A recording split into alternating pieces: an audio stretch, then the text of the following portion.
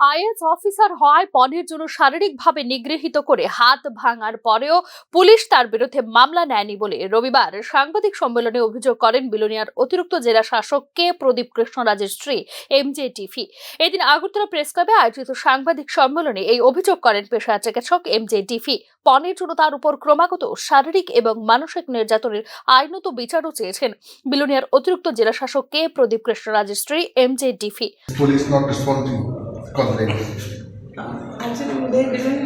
Yesterday only they filed complaint, and incident happened on 8th. But since, as he told, he has power, he can do anything, and no one will do anything. They didn't look the case, and yesterday only FIR was even filed. आपने FIR किया है क्या? FIR किया।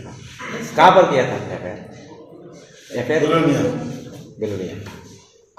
He is saying that he has power, he can do anything, he can even kill anyone or like that. But everyone should be equal before the law. So the right punishment should be given to him.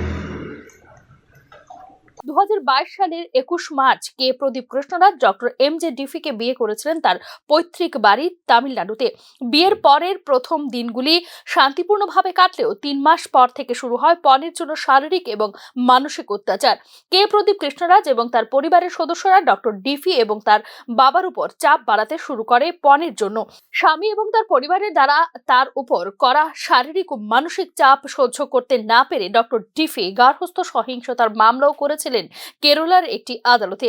গত 8 জানুয়ারি সকালে doctor Diffie তার বাবা মণিকান্দনের সাথে তার ADM স্বামী কে প্রদীপ কৃষ্ণরাজের সরকারি বাসভবনে ঢোকার চেষ্টা করলে তাদের দুজনকে অকথ্য ভাষায় গালিগালাজ শুরু করে আইএএস আধিকারিক বিলোনিয়ার অতিরিক্ত জেলা শাসক কে প্রদীপ কৃষ্ণরাজ। শুধু তাই নয়, স্ত্রী ডক্টর ডিফির হাতও ভেঙে দেন স্বামী কে প্রদীপ কৃষ্ণরাজ।